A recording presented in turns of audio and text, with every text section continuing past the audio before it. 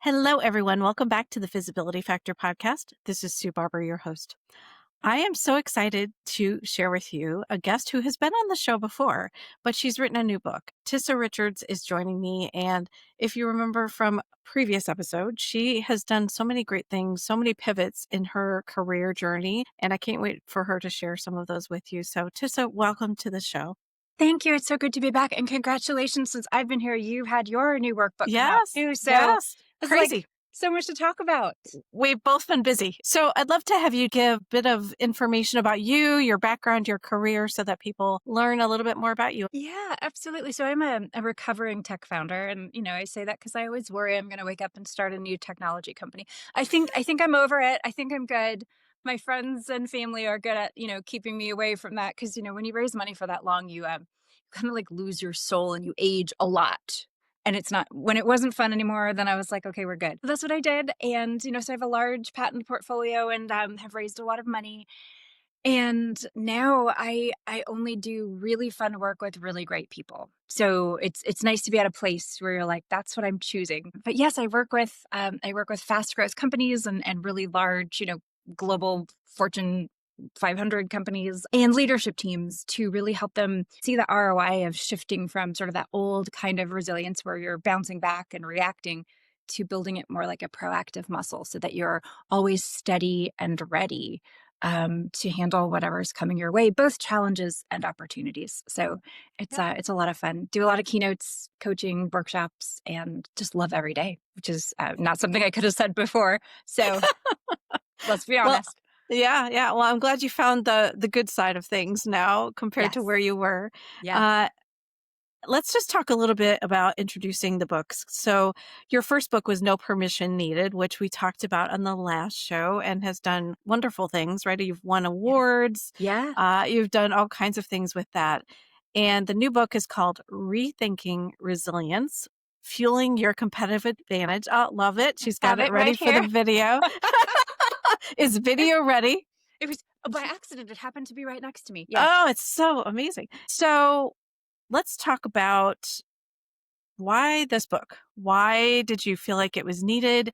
And Yeah. how is it different than any other book on resilience? Yeah. When you think about it, like look at the book Grit, right? Which is a great book. Mhm. But that's a lot about like pushing through and just kind of gritting your teeth and bearing it. And just think about the dictionary definition of resilience, right? It's you go through something difficult, you adapt, and then eventually you bounce back to normal life or business as usual. And I just feel like that definition doesn't serve us for the world that we live in and for the kind of leaders, but also just humans I think we need to be at this point. I think we need more readiness, more steadiness, and more ability to recognize that we're not rubber balls that bounce back. That definition makes us feel, I think, a little bit broken and a little bit like we're failing at resilience because so many people say to me, I didn't feel like I bounced back. And what am I bouncing back to? Sometimes that version of you doesn't exist. Sometimes the version of that world doesn't exist. That company doesn't exist anymore. And so I felt like it just wasn't serving us anymore. And I wanted to think of a way to think about it that prepares us more for the world that we live in and the people we need to be, which is looking forward and being ready, not just for challenges, but opportunities and innovation. So I just thought it was time to overhaul it. And I don't know, I'm a redhead. We're okay with just saying like, you know what? We're just gonna Yeah, challenge the whole thing. So yeah. challenge the Change whole it thing. up. Yeah, let's make it Yeah. different. Let's step back just for a moment in time. We're not going to stay there because I know it can be challenging to stay there. When you were CEO of your cybersecurity company, things were not going as well as you'd hoped. Can you share a little bit about that experience for you when you were having those feelings of, I am failing at resilience? Yeah. Yeah. And it's funny. I mean, I appreciate the care of not wanting to sort of sit in that moment. But I deliver the keynote that goes along with this book 3, 4 times a week. So I spend a lot of time living in that moment. Yeah. And it wasn't always easy to share. I mean, I talk about this in the keynote, but I used to Hmm. burst into tears a lot about it because it was very raw and very hard. Yeah. I think most memorably was when I was on a first date and the guy asked, what do you do for a living? And I just like started sobbing. And so that's a really good way, by the way, not to get a second date. Just I know I know on your Yes, list of questions wasn't like dating advice from Tissa, but exactly, right. that is free dating advice. Like you don't want to get a second date, don't cry on the first date. Mhm. But it is a lot easier to talk about it now because it's so much about the work I do. I had to make a decision to shut down the company to stay very aligned with my values, and it was awful. I mean, I lost everything. I lost my life savings, I lost my company, I lost family members, I lost friends, I lost my whole identity, and I'm literally curled up in a little ball in the fetal position under my desk thinking, "Okay, well, surely somebody will mail me my little badge of resilience now because this is what right? Like, we're Yeah. along I'm literally pointing to my mailbox out in the driveway, but, like, along with the legal letters and the bills that are coming in the mail, there should be a little cool badge that I can put on my sweater, and it never came, and I just kept thinking, like, "Well, did I miss something? Like, isn't this what's in the dictionary?" And then I also think, I mean, I know you've read the book, so like, I also talk about this idea of things happening to you Mhm. versus things happening through you that you choose. And then I started realizing, okay, I don't think anything happened to me. I'm going to choose what happens through me and how I move forward here. Growth, insight, adaptability, everything is going to be intentionally through me. And so that's when I thought, I'm not going to fail at this. My company didn't fail. I chose to shut this down. Failure and defeat, unless you learn from them, it's not defeat. You can choose to fail or shut something down and move forward. So I just thought it's time to just totally rethink this and grow from it. And so I think even talking about it isn't hard because I turned it into like a crucible of learning and growth, you know? Yeah, it was a pivotal moment for you. I mean, it Yeah, led to so many great things coming out of that, although not fun in totally. that moment, right? But I think it's helped you, helped all the people that you're working with now as clients, and you've had a lot of life lessons that came out of that that I think have Yeah. served you well. Yeah, exactly. And I think, I remember we talked about this last time too, and it might have been after the show. I don't recall. But, if you don't choose to learn from something, then it becomes like a defeatist moment. But Mhm. yeah, if you look at it and you go, this is what this is going to teach me, then it becomes an amazing learning opportunity. You say something a lot, and I think it's a really good question to ask. What if everything you've been told about resilience was wrong? What was the moment for you that thought, I need to think about it differently and help others think about it differently? I think it got to be a little bit controversial to get people to really think differently about something. But I do think that everything we have been told about resilience is wrong. Grit, persevere, muscle through, bounce back. Because when you really think about it, I don't think that that serves us in the world that we live in. It's so much about survival mode, right? Hmm. Like, don't don't think about it until you need to bounce back. You're good, right? But when you really think about that, what I think happens, I always think about it like wavelengths, right? So things are good, you're up here, things are bad, you're down here. Well, that can be a really big difference, like dips and valleys, highs and lows. I don't think we should live in survival mode. What if we could make that band a little bit smaller so you have more steadiness? And so that also means just think from even just a pure physiological perspective. There's not as much adrenaline and cortisol like coursing through you. You're not in reactive mode.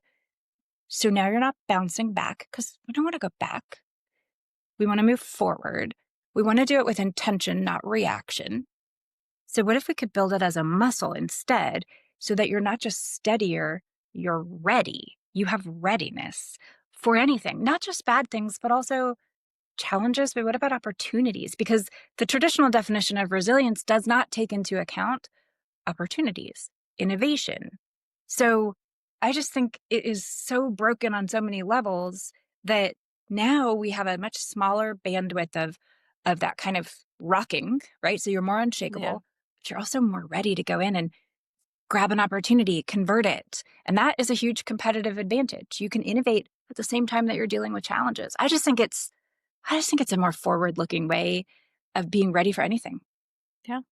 I mean, I would think with every CEO, every leadership team in any company is constantly going through a lot of challenges, unexpected ones, of course, and even things that they are preparing for that may be more challenging mergers, acquisitions, divestitures, those types of things. I think what you're providing is a tool for them to be able to leverage and recognize that they can make it through this. No matter what comes up, they have a way to get through this. I think so, right? That's the goal, right? Is so that people aren't as burned out, they're not as drained, and they're not in reactive mode. Because reactive Hmm. mode is just it's exhausting. I mean, I Yeah. know you see this with the clients you work with too, Hmm. right? Being burned out, it's not a formula for success, right? And they get stuck there, right? They get Yeah. stuck in that broken, I can't do this. There's no way out. I don't know how to deal with it. And that's what I love about all the things that you're offering here. I love that you talk about it, is seeing it as a strategic advantage. And I also don't think people think about it that way either. So say a little bit more about that. Yeah, I think resilience is sort of seen as it's that survival thing. It's like, oh, are you burning out? Okay, just go bounce back. Go find some resilience. You can cope. It's a coping mechanism, not a forward thinking strategic advantage. You remember the story in the book of the ice packs, right? Hmm. The company actually made me samples. So for 20 years, I've received a refrigerated medication shipment every 3 weeks for a medical condition I have. And so that's a lot of ice packs that you have to throw out. And about a year ago, I noticed that they had writing on them that said, don't throw out, just dilute and feed to your plants. And I was like, wait, I was just blown away. I just thought, well, when did ice packs become fertilizer? And I looked, and then occasionally I would get one that said, I'm just compostable. And then they started to say, now I'm drain safe. You can just, if you don't want to feed me to your plants, you can just pour me down the drain, or totally compostable. Now they don't even have to be diluted, because who wants to dilute them, right? Yeah. And it was so remarkable to me that I actually reached out and got a hold of the CEO of the company, Pelton Shepherd. His name is Tim Shepherd. It's a 50-year-old family owned company. And he said, here's the thing, like, usually innovation is like this reaction to a negative external pressure, right? Like regulators demand you do something, or competitors are doing something, or economic pressures making you make a change. He said, and we just decided our company values are do the right thing for the planet and for customers. And so we thought, let's add these to our product catalog and see what happens. And then they keep iterating. And that's why they have new ones that I'm constantly getting. And it's such a huge competitive advantage, because now let's say that the market does shift and regulators say you have to be more environmentally friendly. Their employees know that they're living their values, right? It's not Yeah. just on the wall. Customers are totally delighted. Everywhere I speak now, I throw them out in the audience. People are delighted. I literally I throw these ice packs in the audience. But I mean, I've been talking and writing about it. So they intentionally innovated way ahead of the curve. They didn't need to do this. Right. And so they asked what's possible instead of like, what do we have to do? And I think this is a really great example of this, because they were curious instead of reacting. So they didn't say, like, it's not what happens to you. In this case, it's what happens through this company, Right. and so many cool things. And this is an example to me of like what you can do from a competitive advantage when you are intentionally resilient. You're curious, you innovate, you're not in reactive mode, and you don't need to be. I think it also speaks to, the newer generations want a company that is purposeful, has a good mission, and Yeah. they really want to feel proud of who they're working for. So that would be a great example of some company that people would want to work for and see that they're trying to do the right thing for the planet, for example. I love that story. When I read it, I was like, oh my It, gosh. So I yeah. love that you're sending them out to people in the audience. And here's another really, to me, like another really cool thing about Pelton Shepherd. When I called them, they immediately hopped on the phone for an interview, because I was really close to actually finishing the book when I got the first Oh. the first one. And they were so delightful. And then when I said, like, I want to also include you in my keynote, he said, well, why don't we make you some cotton filled samples so that you can travel with them? And just a remarkable company. And Oh. so I always say to people in the first couple of rows, I'm going to throw something at you. And they're like, is it going to hurt? I said, no, no. And I have literally thrown these ice packs at hundreds of people now. And it always gets this really interesting kind of gasp from the audience when I say, like, these you don't have to throw out. Because I think we are really intrigued by intentional innovation like that, where Mhm. you mean they didn't have to do this? Like, they're just, to your point, they're doing the right thing, Right. you know? It's Yeah. crazy. Oh my gosh, I love it so Yeah. much. Well, I think we've talked about this, but I just want to see if there's anything you want to add. There's a nice little chart in your book around reactive resilience versus intentional resilience. Can you maybe just give a couple quick examples for people just so they understand the real definition? Of course, one is reactive, one is proactive, but is there any kind of examples that you can share? Yeah. I mean, I think just like at its very, very base, one is just this idea of bouncing back. Why did this happen to me? It's a crisis. And the other is really moving it to I don't need to bounce back. I'm going to look forward. I'm not going to go into crisis mode because I have the tools I need to be able to handle anything. And, sometimes people will say, well, what about the really big things? What if a hurricane strikes? What if you, God forbid, you get sick? Totally. This is not like a Pollyanna naive approach that like life is going to be amazing.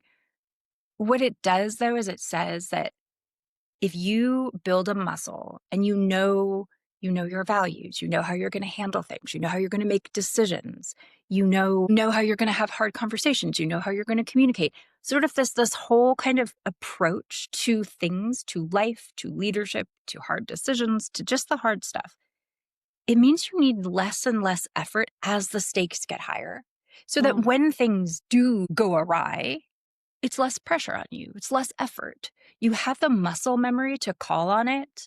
And so, yeah, a hurricane, a natural disaster, a crisis in your family, that is still going to be terrible. But you have a muscle memory to call on.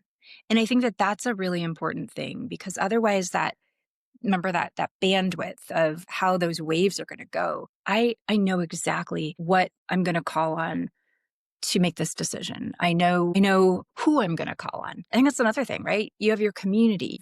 You just know how you're going to respond and not react. I also think about it builds confidence and also trust Yeah. in themselves that they will know what to do no matter what comes their way, right? I think you can't Totally. always predict these things, but I don't know, you'd never want to have a leader who's like, I don't know what to do. What do you guys think? I don't know. Yeah. And I think you just want somebody who is that steady person who has some sort of plan, even if it's just the next step to take. It doesn't have to be the full thing, Yeah. but it is allowing people to trust in that and know at the end of the day it will actually turn out okay. Yeah. And you said something interesting. I had a mentor when I was a baby CEO, and he said, a good leader, you don't have to know the answers, but you can also, that's also important to communicate, right? Mhm. But to say, okay, steady hand on the helm. You don't want a leader running around with hair on fire going, I'm panicking too, right? But I also think of this as like, this is why we wear a seatbelt. We're not anticipating a car crash, but this way you're ready. It's why you take life jackets on a boat, even if it's a beautiful day. It's too late to grab for resilience when you're going to need it. And so I think building this kind of muscle memory as a leader, as a team, as a whole organization, this is 100% a competitive advantage because you Mhm. also don't even know what kinds of questions to ask. It's not just why me or why us or why did this happen, but okay, what could we do with this? What opportunities does this open up? Who do we need to bring in? You're just building this calm muscle memory that everyone can tap into. You got to do it now when the stakes are low because when hair is on fire, it's too late. Let's talk about a couple of different things that you have in the book around habits. So you have habits that you call reflect, repeat, and replace. So how can people start to understand what those are from your perspective and start doing them? Yeah, so this is like a framework that I use. It's actually what I talk about in the keynote that I do as well, because I think we got to make things very practical, right? I mean, this sounds like it's a great idea. Okay, sure, I'll be intentionally resilient. How do I do it? So I think you want to reflect on what's important. So again, before you need it. So keep that life jacket with you before a storm hits. You can reflect on a lot of things. I think values are really important. So you want to reflect on what is most important before you need to grab for it. And I'll just give you like a really basic example to make it very tangible. But when I was again a baby CEO, certain situations would make me uncomfortable and I didn't know how to articulate why.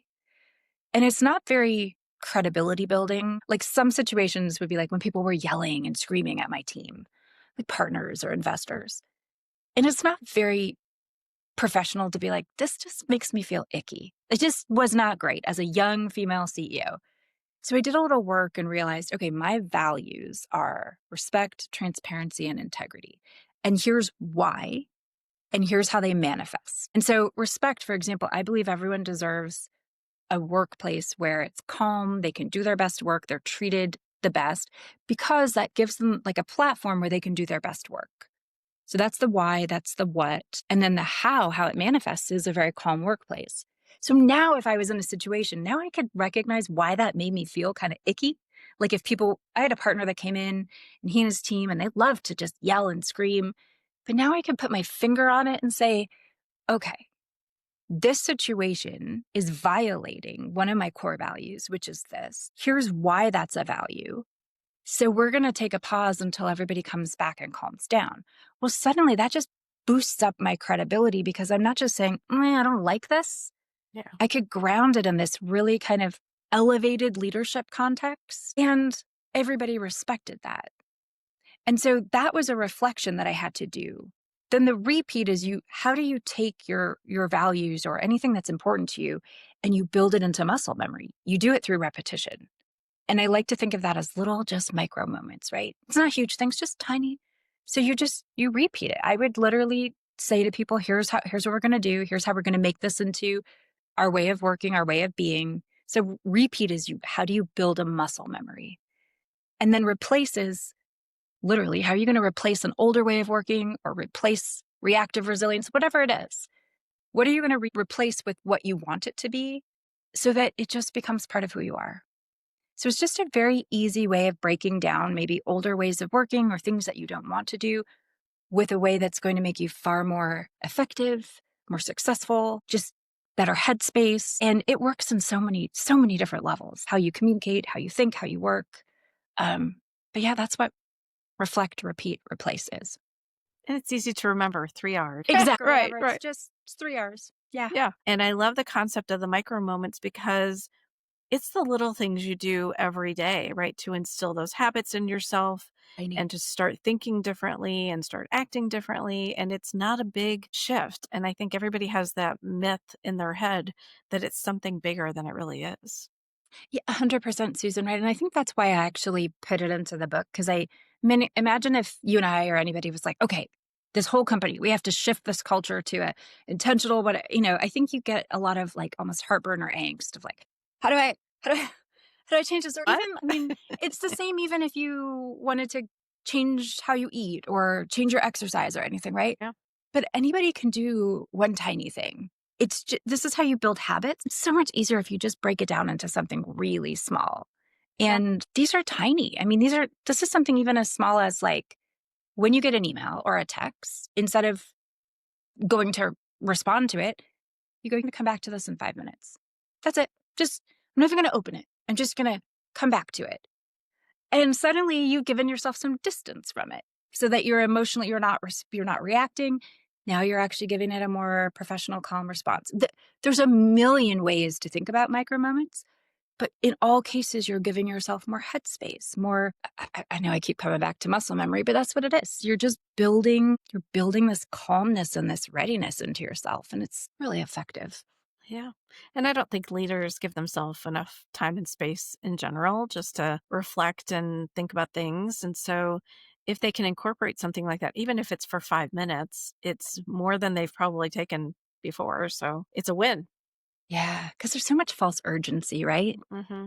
Yeah, we Yeah. live in this like heightened urgency, and it's not good for us. Everything's now, now, now, right? Okay. Yeah. Let's talk about your resistance flywheel.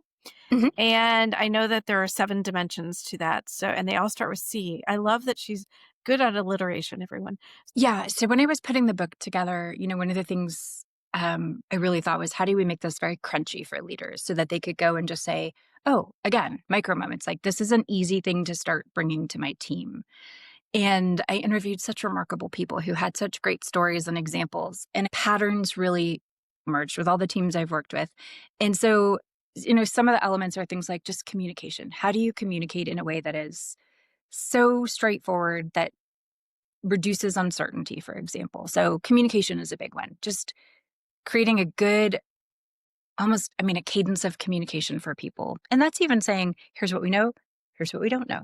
Hmm. Because sometimes we don't know, and that's okay to say. Clarity is another one, right? So just having clarity on your values, alignment. So many times I'll do this exercise with companies and I'll go and listen and they'll go, it's like the big kickoff of the year and they'll go, these are our priorities, and the leaders will get off the stage and then I'll ask people, okay, well, what are the top 3 priorities?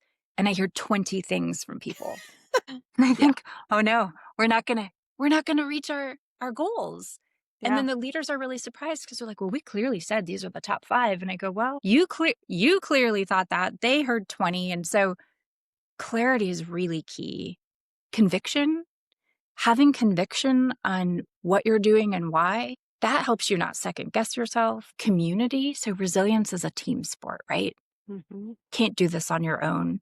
And as a leader, that also means empower your team, have other people lead your meetings, things like that. That's how you're going to Hmm. push things out to the edges so that you're not the only person carrying this load. Um, Cadence is a big one. We just talked about this. Like everything Hmm. is not urgent all the time. Right. Well, it feels it. Yes. But how do you actually give things the right speed and pace so that you don't burn out and learn to be comfortable doing it? I know there's other ones in there. Is it capability? Is that another one? Yeah, thank you. Yeah, so this is very much about actually like giving people the skills they need. So, this is helping people not conflate defeat with failure and modeling resilience for people, pushing them out of their comfort zone so they're comfortable. It's the nice thing about the reason I did it as a flywheel though is you don't have to start one place and be like, oh, we got to get this all right. You can do little micro moments of all of these just depending on Hmm. where your team is at any given time. And you don't have to eat the whole elephant at once. Yeah. I kind of hate that saying, but yeah, yeah, So if we think about you going into a company who wants to start doing more intentional resilience with their leadership team, for example, what are the things that you tell them? Like, of course, you're explaining what you just explained to us on the flywheel and the habits and all of those great things. Do you give them a place to start? a lot of times instead we'll do an assessment like Mm. let's look at the flywheel and where do you think you're really strong? Where do you think you might need the most work? What I love about I talk with my hands a lot. What I like about the concept of a flywheel is it creates its own movement, right? No one of those is any more important than the other. And I've had teams say, I think we're really great at cadence. I think we're really good at figuring out when to go Mm. fast, when to go slow, but I think we could brush up on our communication. And so I wouldn't want to come in and say, we've got to start with cadence because you've got to get a good sense of the baseline of where things are. Something we also really do is look at like, where are things noisy? What's in your control? What can you influence? So we just help take the noise level down first because that's really important. Hmm. Let's just get the noise down so we can actually get a good baseline. A lot Love of it. it's self-reflection.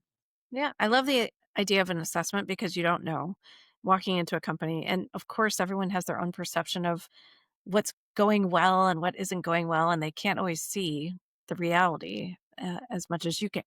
Coming in with Yeah. kind of fresh eyes, right? I have a new perspective. I'm looking at your company, I'm looking at your people, and here's where I see the issues. But I think an assessment's a good way to do that. Yeah, Really exactly. helps. And what's your goals, right? So, like, some teams are really anxious about, well, I shouldn't say anxious, but some teams are really, a priority is very much about innovation. But for some, it's like, hey, we're in catch up mode. So, Mm. we've got to get everybody back up to baseline. So, I think a one size fits all is not necessarily the most effective. Yeah, that's Yeah. good. Yeah. Do you have any examples where you have implemented this and what have the shifts been or what have they said once they started to really adopt it? Yeah, definitely. So I've worked with a couple of large companies where, especially, I'm sure you've seen this too, right? Where people are very geographically dispersed. Hmm. There's all this argument about coming return to office and things, but the reality is there's still a lot of people that are not all in one place sitting around a water cooler. Yeah. And so I think just getting people back in one place when we do this and sort of seeing like, oh, I really thought that our biggest friction point was X. And now I realize that all we needed to do was name it, name it, put it in this bucket, and realize that we actually have a lot more control over that than I thought. Or that I can't control that, but you can. So you and I just need to sync up a little. I think it's just that we're all so busy. We don't take the time to just name things, put them in the right bubbles, and communicate about them. So we communicate more than we ever have. Slack, Teams, but Yeah. are we really actually communicating in the right effectiveness? So what I see this doing a lot is unblocking things.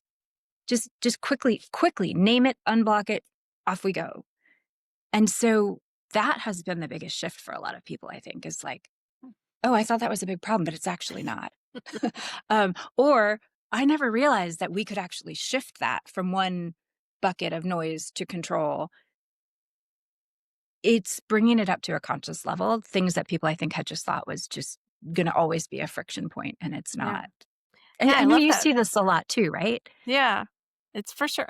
I just think sometimes people accept the way things are instead of even exploring the idea of what if we could change it? What if we could do something different? What would that do for us, right? Just like the Hmm. company with the ice packs, right? What if we could create something that's compostable, you know? So I think there's a lot of opportunities that just because things are the way they are doesn't mean they have to stay that way. Absolutely. And you're right. I think just sometimes we've just done things a certain way for so long that it just takes someone coming from the outside to go, well, is that really out of your control? I had one company say to me once, and I thought, uh-oh. They said, we don't have a process for curiosity, so that's not going to be part of it. I thought, okay, well, this is Um, probably why we've had so much friction. You don't need a process for it. Just it's a do it. question.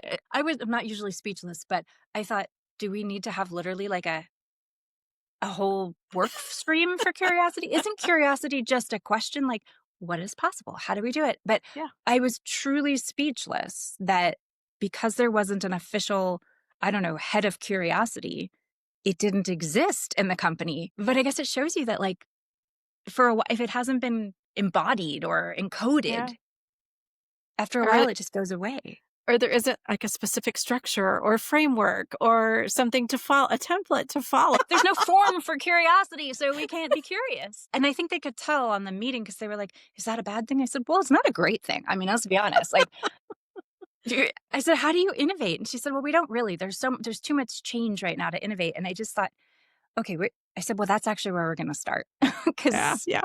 yeah, I think we Uh, did the assessment really fast right now. We found the biggest problem and We challenge, found it. right? Oh my gosh. So has anything changed for you, since your first book to this book? Has anything changed for you now that you've kind of been on this journey? Yeah, actually, I am doing far more speaking to really large audiences. And I think part of it is just a natural maturation of, Hmm. my work and my practice. But also I think it's just a way to reach more people Yeah. and now I can throw ice packs at more people. I mean, let's be real, right? It's a win for It's sure. a win. But yes, Uh, yeah, it just I that's where I've really spent a lot of time. So really large keynotes to, conferences, sales kickoffs, leadership offsites, things like that. yeah. So that a lot of times followed by a workshop or sort of an activation exercise with Hmm. the participants, and then still, some coaching and some work with the ELT. Yeah, Yeah. So I think last time we met, you were getting ready to do a TED talk that was I did. unexpected. I did. That's right. We did a TEDx talk for Austin with 30 days total from the time Yeah. and that was, which was actually really, really fun. Yeah, Yeah. that was impressive for sure, Yeah, because I know that's that right. takes a lot of work to pull that together. Glad that's all the time there was because, I feel like Yeah. what is it called? I can't remember the name of this principle, but it says that work expands to take up the time Oh, yeah. allotted.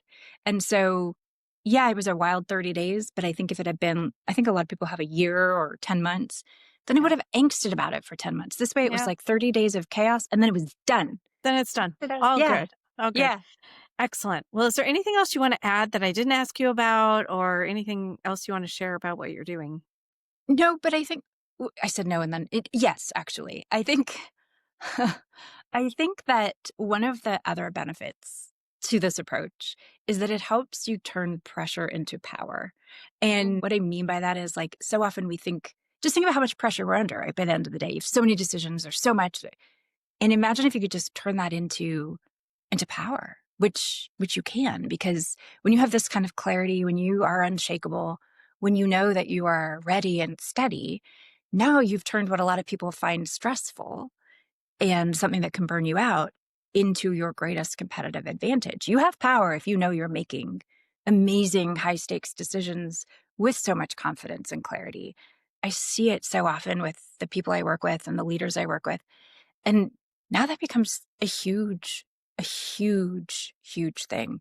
What Mhm. was pressure is now power. And I just see it and I think, I wish more people could just have that and have that like you could breathe out. And it's just a really beautiful thing. Just more calm and composed and, just knowing that you can tackle whatever comes at you, and you don't have to live in chaos. And for people in most companies, well, at least a lot of the ones I'm talking to, it's like, it's chaotic, it's crazy, it's busy, it's intense, and I think that becomes okay when it's just like a blip on the radar you talked about, right? Sure. But when it is constant and you never see a light at the end of the tunnel, it just makes it really hard to live in that space. And Yeah. I think it's just hard on our bodies, right? That's too much stress. So it's We're not crazy. designed to do that for an extended period of time. And so it's kind of like, wouldn't it be nice to get out of reactive mode and Hmm. into totally like just ready, steady, in control? Now you have the power. You're at the controls. So Yeah. yeah, I think that's sort of the like, why would I want this? Because you don't have to be in reactive mode ever Right. again. Yeah. Yeah. Yeah. I would hope people would see the benefit of that in no time Yeah. at all. Yeah. It's a nice place to be. Yeah. 100%. All right. So we're going to transition into the four questions that I ask every guest at the end Oh of the yes, show. the ones that I forgot from the last time. So these are it's Let's see what her answers it's like are if they're Finding different. Nemo. I can't remember. Okay. Yeah, so we'll see what her answers are here. Okay, the Yes. first one, what is visibility and why did you answer that way? I bet this is going to be different from the last time. I think visibility is having people in your life, in your world that see you and know you and can be there for you personally, but also will say your name in rooms that you're not in. And they're out Mm, there just advocating for you. So it's not mentorship, it's like sponsorship. They're yeah, saying your name. yeah, I love that. And they see your value, right? And they can talk about it to other people. I think that's amazing. Yeah. Beautiful. Okay, second question. What are you doing to be visible? What am I doing to be visible? I'm just saying what I believe, even if it's not the status quo, you know? Mm, Yeah. mhm. I don't really. I had somebody who we actually shared a car back to the hotel after our conference. And the first thing she said to me was, I don't like your definition of resilience. And I thought, well, okay. Wow. I know. Yeah. And I just thought, well, okay. What am I doing to be visible is I'm just saying my truth because I believe it. And I believe that it's going to help people. So Yeah, that's what I'm doing. yeah. You're speaking with conviction about what you care about Yes, and what you think is important. Yeah. totally. Yeah. Yeah, she's probably an outlier. We're not gonna worry about hers. Yeah, it didn't ruin my day. It was I all was good. gonna say, Yeah. good. Okay, what is the best leadership or career advice you've received? Best leadership or recruiter advice. It was not to turn down an introduction from somebody you really, really respect, as long as it has a meaning or an explanation attached to it. Hmm. Can you say more about that? I'm just Y- curious what that means. Yeah, yeah. So, you don't want to just have a hat like sometimes I think people will just do an intro just because they want to get back in your inbox or something. Oh, And if you're, when you're busy or traveling a lot, it's like, oh God. But, if somebody does an introduction and explains why, oh, I I think see. you two should meet because XYZ, don't turn it down. You never know Yeah, years later where something might go. And so when you really respect somebody and you know that they know you, there's visibility. Um, don't turn it down because those relationships take a little while to nurture, but they did it for a reason. yeah. So take them up on it. Sometimes they can see stuff that we can't see, right? Because they know both sides and Totally, totally. But yeah. that can be a little hard when you're really busy and you have a huge network. Mhm. Yeah, So it works both ways. Be really respectful, but don't turn down an intro, especially when you're earlier in your career. for sure, for sure. Yeah, Networking is important always, for sure. very, very important. Yeah. Okay, last question is what is a book you would recommend? Now I know yours, mine. Oh Let's put those on yes, the list, of course, but totally. let's hear about another book that Would you're recommend. reading. Yeah, a book I just finished reading was Anti-Fragile, which Oh, which was mhm. interesting because I was doing some work kind of around my space, and it was really interesting. It's a little scientific, can be a little heavy, but I really enjoyed it. Nice. Okay. Excellent. Well, how Yes. can people reach out to you, talk to you, learn more about your book, and Yes. buy a copy? Yes. So I did record the Audible. So if you like my voice and you like the book, uh, it's on Audible, it's on Amazon, and I'm pretty sure it's on other book platforms as well. And then there is my URL and LinkedIn. So I do very active on LinkedIn, and you can reach out and book a keynote or workshops, things like that. Mhm. Excellent. Well, definitely follow her. She has some brilliance that she's sharing all the time, No and pressure, Susan. Thank you. God, I'm sure you don't have to do it every day. Let's just say once a week. How about that? there's But lots I of brilliance. but Okay, I know you're putting out a lot of podcasts and you're speaking a lot because of the book and all of that. So if you want to hear more information about that for sure, and totally, read check out her first book. I think it was really great too, and it's a different focus, right? But I think totally. it's also important for people who are leaders to know that they don't need permission. Yep, and I'm already working on the third. So I'll be Look at you. yeah. Excellent. Are you able to share yet, or is that still a Not secret? quite, not quite. But we'll be back and we'll chat about the third for sure. That'll be fun. Oh my gosh. Okay. Well, I Yes, already have a list of ideas for mine next one too. So yeah, we'll just keep this going. We'll totally. just keep going at the same pace. Maybe that'll I work love out for it. both of us. All Yes. right. Well, thank you for what you're doing in the world. I think it's great. I love this approach, and I think so many companies and leaders are going to benefit from it. So thanks for being on the show. Thank you. So good to see you.